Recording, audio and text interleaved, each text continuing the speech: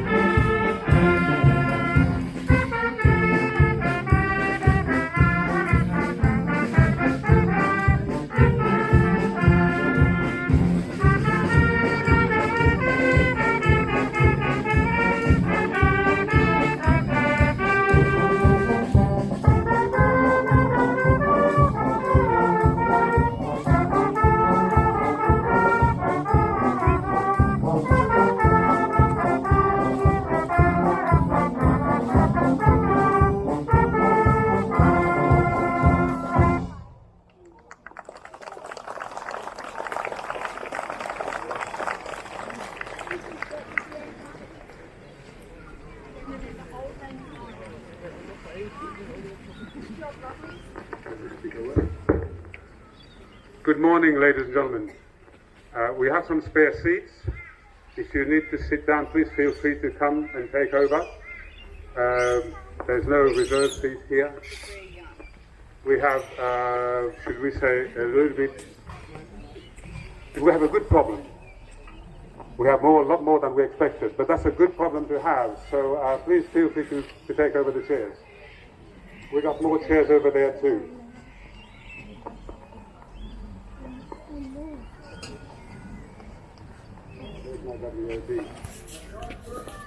Mr. Stevens, am I ready to go?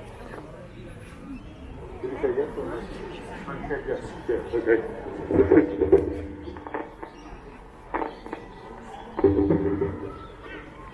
Good morning, ladies and gentlemen.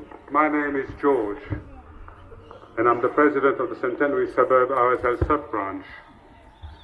On behalf of the members of the sub-branch, it's my pleasure to welcome you here today to join us in paying tribute to those soldiers, sailors, airmen and women who paid the ultimate sacrifice in all conflicts. I would also like to acknowledge all servicemen and women who are currently serving in Australia and overseas, who have returned from serving the country bruised and battered. They are always in our thoughts. I also pay our respects to those who have succumbed to the battle within, and to those who are still fighting that battle. I wish to reassure you and your families that the RSL and this community at large is here to support you. You don't have to do this alone. Let us know and we will help. I would like to respectfully acknowledge the traditional owners and elders of the land on which we meet today, the Yagra people. This year, the acknowledgement of our elders has specific significance, noting that we have immortalized our first Indigenous fighter pilot of the Royal Australian Air Force. Lenny Waters is a fitting tribute, and we recognize him in this year, the year of the 100th anniversary of the Royal Australian Air Force.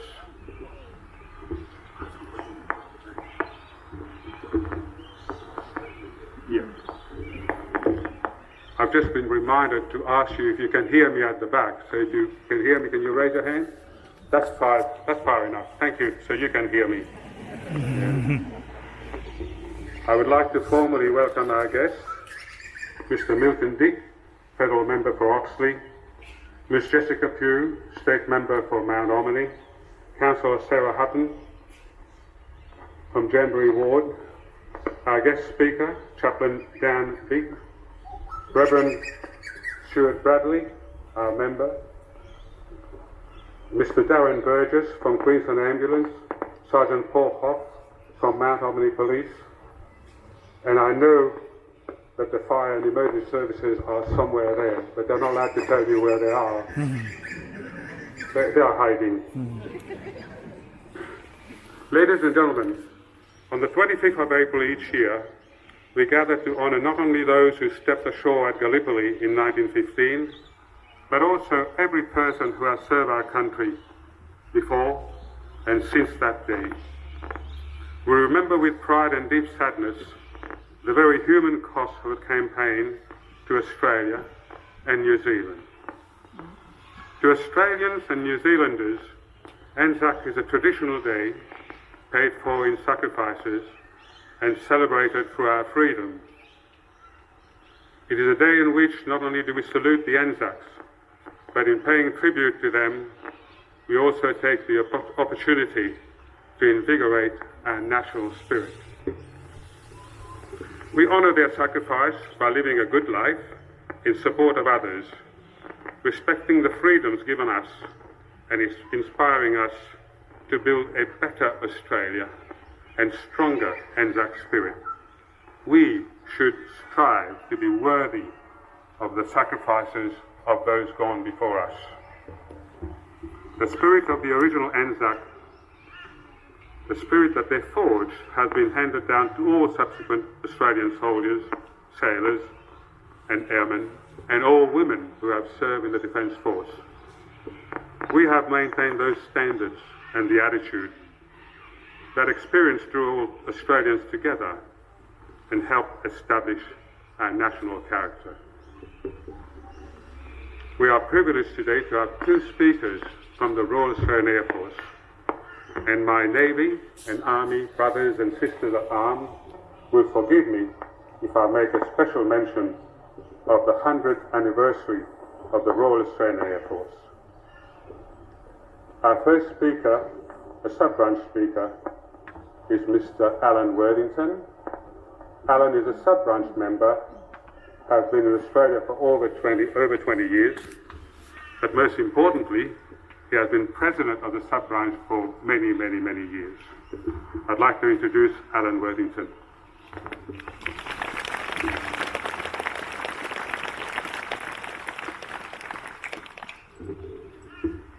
Good morning.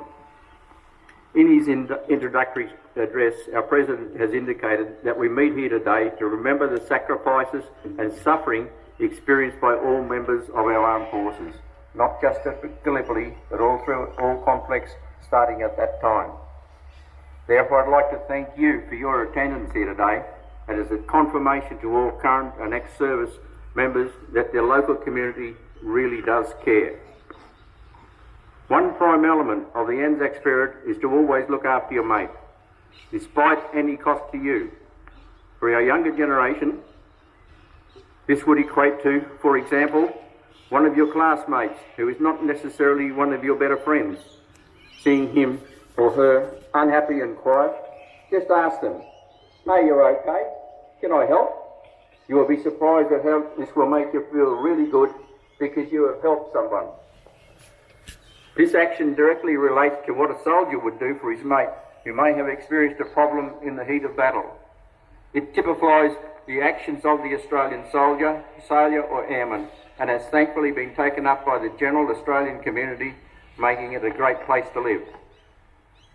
For those who have never served, consider your younger years, when you most likely felt bulletproof. That is, nothing can happen to me. If bad things do happen, it'll only affect the other person. This is the attitude that the young Anzacs had when they signed up for a life of excitement in defending their country. Consider now, in the early hours of the morning, the Anzacs heard loud naval gunfire and the zip-zip of bullets flying past, and some hitting their mates as they approached the shore. To their credit, they persevered through rough living conditions and tenacious battles. The Battle of Lone Pine is a prime example of the tenacity of the fighting, where, over several days and multiple counterattacks, position was defended and held. 7 Victoria Crosses were rewarded during this action, indicative of the ferocity of the fighting. As mentioned, Anzac Day is not just a day to remember the sacrifices of Australian and New Zealand soldiers at Gallipoli. It is to remember sacrifices and suffering of our armed forces personnel in all conflicts, not forgetting the physical and mental trauma they experienced, often with little or no support on their return.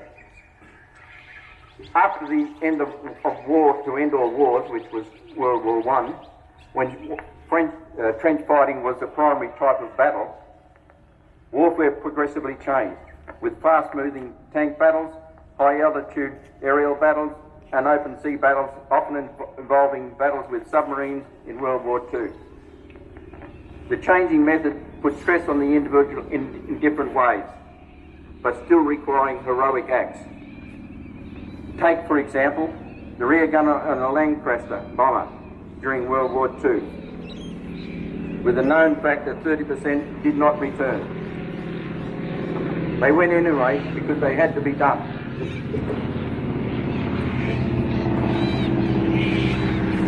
I'll stop while you look.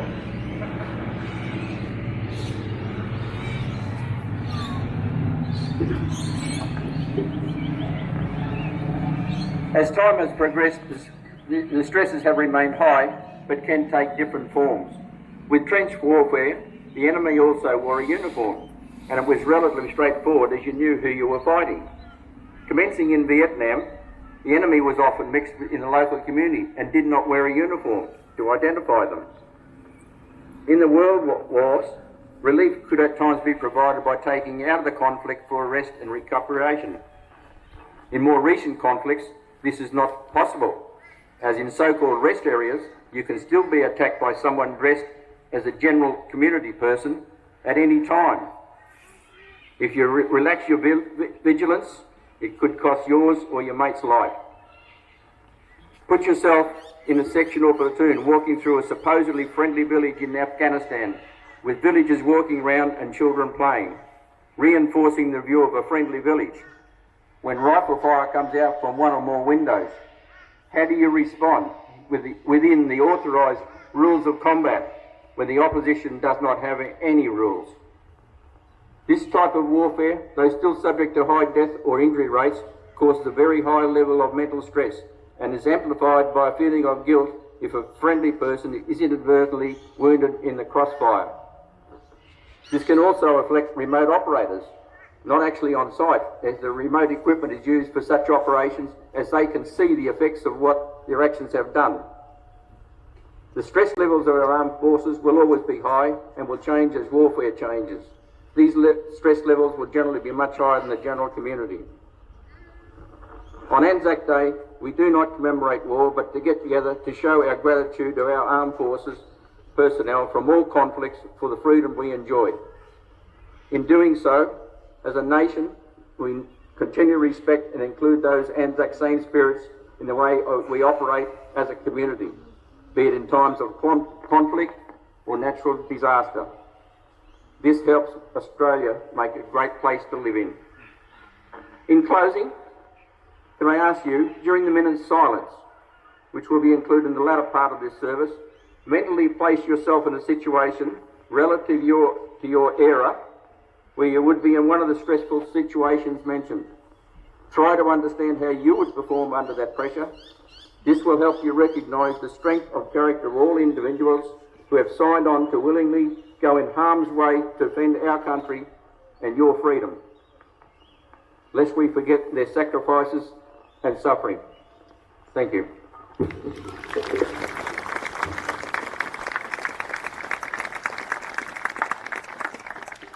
Thank you, Alan. I'd like to call on Chaplain Dan Biggs, our guest speaker from Rathbay Sanderley.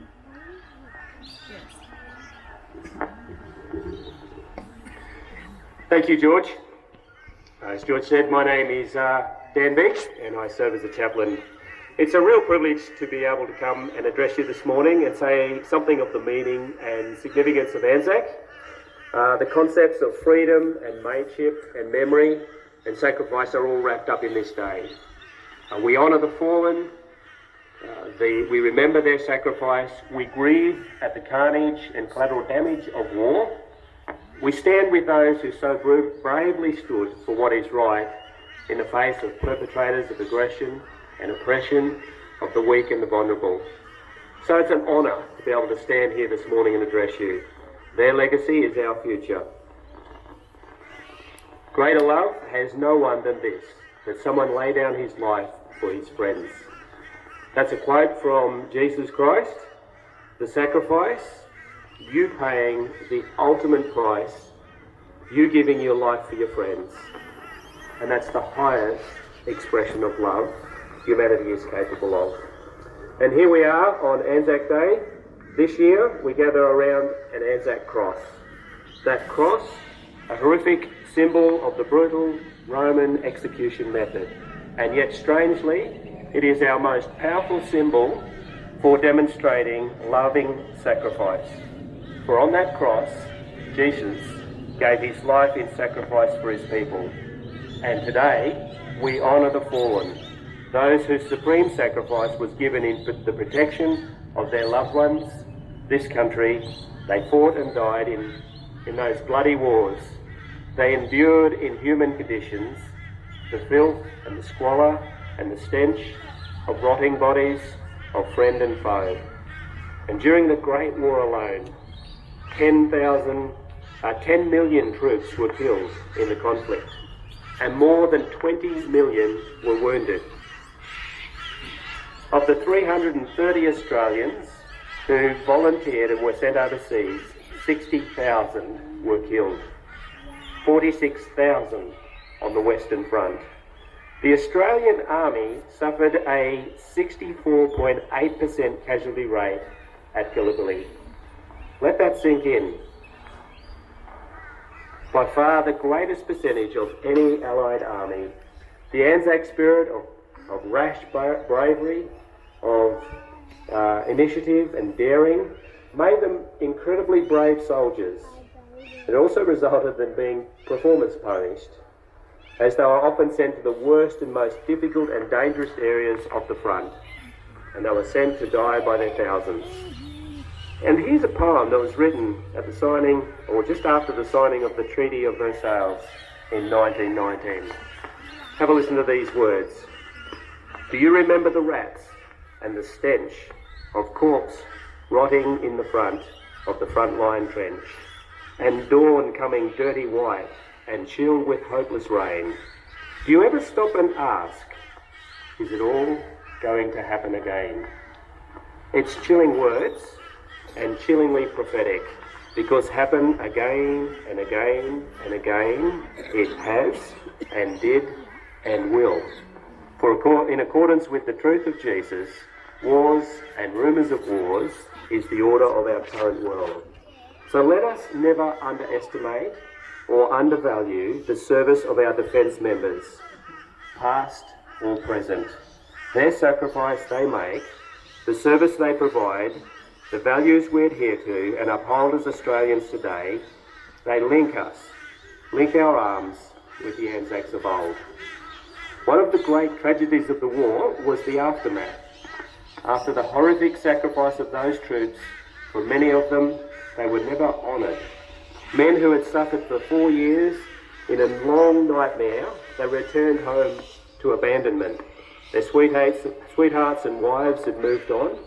Instead of honour and remembrance and appreciation from the nation, it felt like rejection. It was into this space that men like Chaplain David Garland worked tirelessly. Chaplain Garland was one of the originators who saw the birth of the Anzac Day ceremony.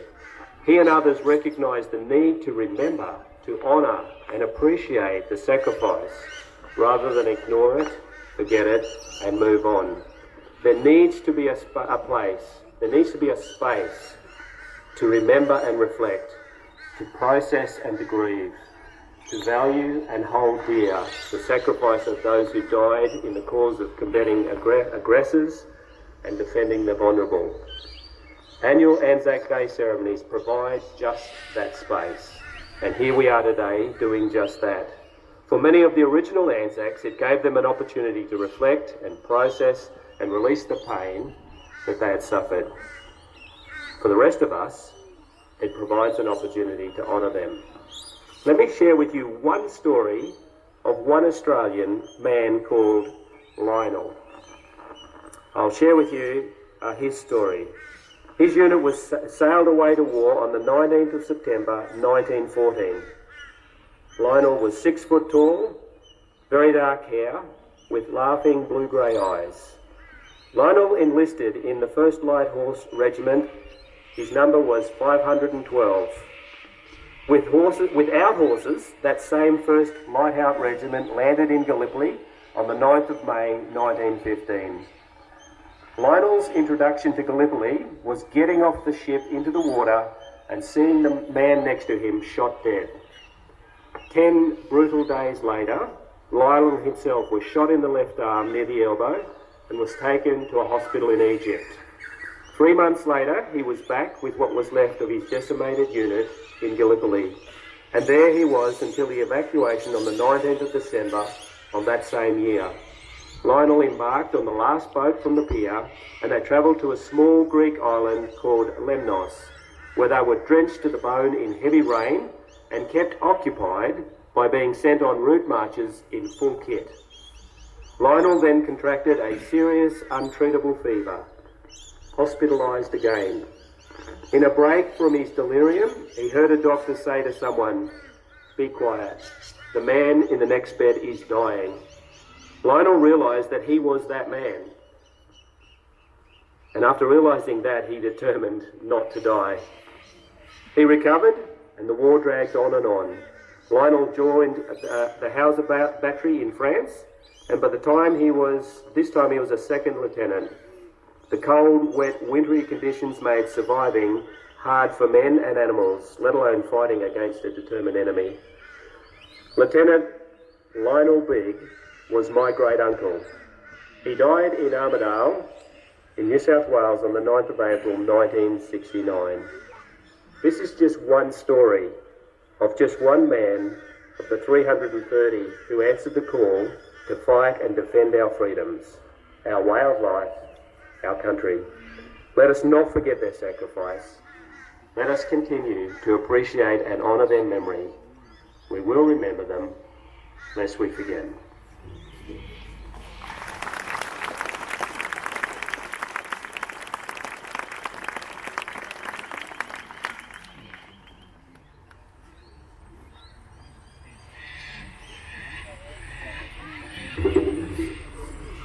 Thank you, Dan.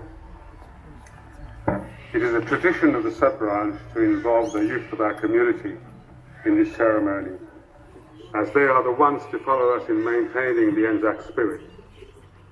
This year, I call on Michael Carter and Alyssa McConaughey, school captains at the Middle Park State School, to represent the youth of the suburbs and the youth of Australia.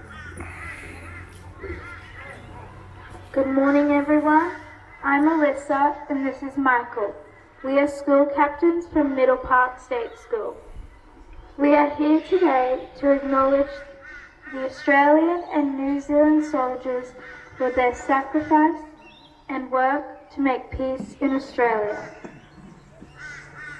As we all know, the term Anzac stands for Australian and New Zealand Army Corps. In 1915, these soldiers took part in the Allied campaign to capture the Gallipoli Peninsula. I am sure they were unaware that they would go down in history as young heroes whose spirit and we still celebrate today, and whose legacy we still honour. The Battle of Gallipoli lasted 8 months, with 8,709 Australian soldiers and 2,721 New Zealand soldiers dying in this enormous campaign. While the casualties were high and the results deemed unsuccessful, it is acknowledged how brave and determined the Australian and New Zealand soldiers behaved. Their spirit and camaraderie have been commemorated for over 100 years. Since World War I, Australian soldiers have gone on to fight in many other wars, and today we remember and feel grateful for their bravery in ensuring that we have freedom to enjoy our peaceful lives here in Australia. As students, we give our thanks to soldiers for ensuring we can live freely, be educated, and pursue fulfilling lives and careers. We hope that we can learn from the past and be part of a generation that always looks at ways to promote peace and to solve our problems with others in a respectful and peaceful way. Anzac Day has been remembered in Queensland State Schools since 1916. The Minister for Education, Herbert F. Hardacre, sent out a memorandum in the Education Office Gazette directing schools to organise services.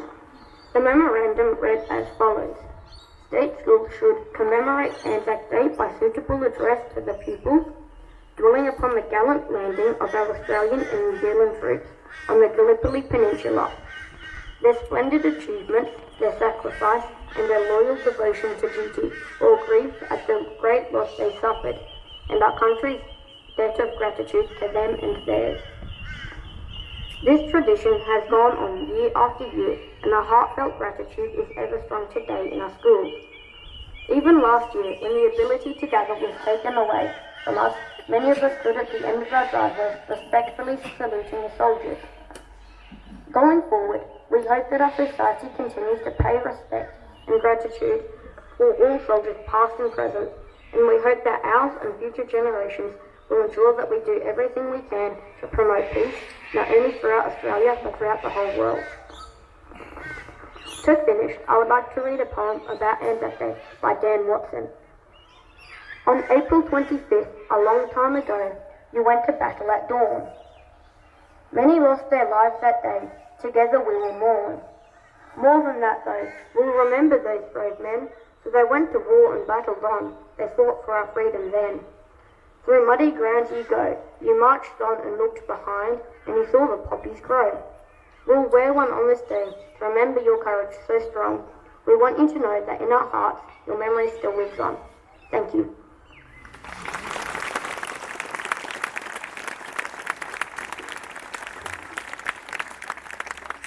Aren't they great? It's really rewarding to hear young speakers at our service, and to see so many of the students from our schools, an important part of our community. So, thank you, Michael, Alicia, well done. And Steve will be walking through the schools and over here with application form for the Centenary Suburbs sub-branch RSL. We'll sign you up early, 2 years to go, but sooner the better. I now call on Reverend Stuart Bradley to lead us into prayers.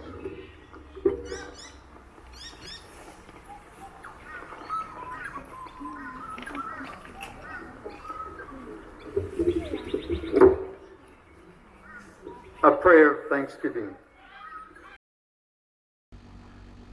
Hi guys, ArchieLuxury, and who do I recommend in America? In America, who do I recommend for quality pre-owned wristwatches? David SW, David SW, David SW. Go to davidsw.com. He is the best, the greatest pre-owned dealer in all of the United States of America. David SW, David SW, David SW. Hey guys, ArchieLuxury. Who do I recommend for watches in Brisbane and Sydney? Vintage Watch Co. That's correct. Vintage Watch Co. in Brisbane Arcade in Brisbane and the Strand Arcade in Sydney. Vintage Watch Co. Brisbane and Sydney. Ronnie, I've known him since the late 90s. Ronnie is a top bloke. Luke is a great guy. Vintage Watch Co.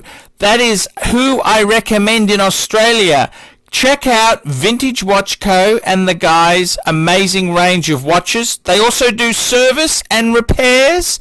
Vintage Watch Co. That is where the pontiff goes. You know, some of my Patek's came from Vintage Watch Co. That's right, guys. Vintage Watch Co.